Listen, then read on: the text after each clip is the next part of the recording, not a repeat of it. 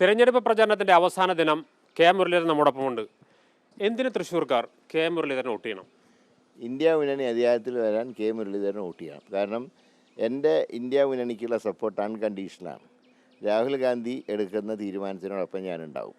അതുകൊണ്ട് BJPയെ താഴെ ഇറക്കണം. ഇത്രയും മോശപ്പെട്ടൊരു പ്രധാനമന്ത്രി ഇന്ത്യയുടെ ചരിത്രത്തിലുണ്ടായിട്ടില്ല. അതുകൊണ്ട് മോഡിയെ താഴെ ഇറക്കി ഇന്ത്യ മുന്നണി വരണമെങ്കിൽ തീർച്ചയായിട്ടും കലർപ്പില്ലാത്ത പിന്തുണ ഇന്ത്യ മുന്നണിക്ക് ഉണ്ടാവണം. കഴിഞ്ഞ ദിവസങ്ങളിലേക്ക് ഇപ്പോൾ വളരെ സജീവമായിട്ട് പ്രവർത്തനമായിരുന്നു. എങ്ങനെയാണ് ആളുകളിൽ നിന്ന് റെസ്പോൺസ്? എനിക്ക് വളരെ നല്ല റെസ്പോൺസാണ് കിട്ടിയിട്ടുള്ളത്.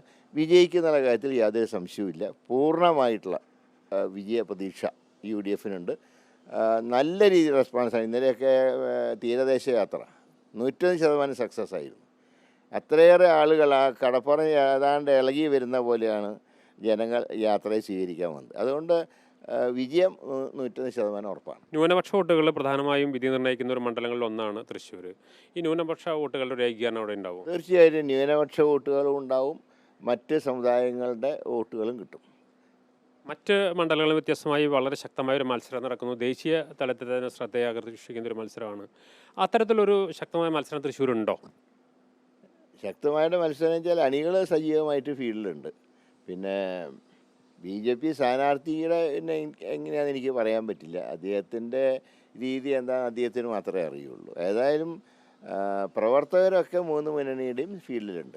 BJP ഈ തെരഞ്ഞെടുപ്പ് കാലഘട്ടത്തിൽ BJPയുടെ സ്ഥാനാർത്ഥിയാണല്ലോ ഇപ്പോൾ പ്രധാനമായും വലിയൊരു മത്സരത്തിലേക്ക് എത്തിച്ചത്.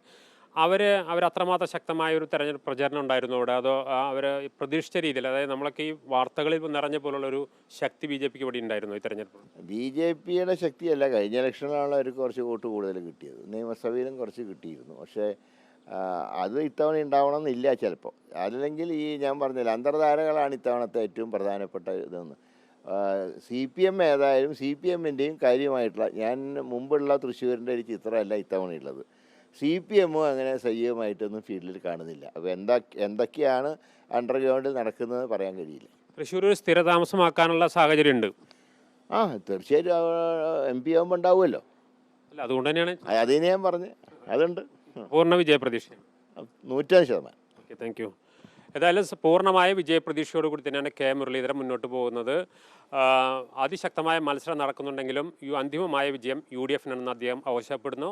റിപ്പോർട്ടർ ജയ്സൻ, തൃശ്ശൂർ.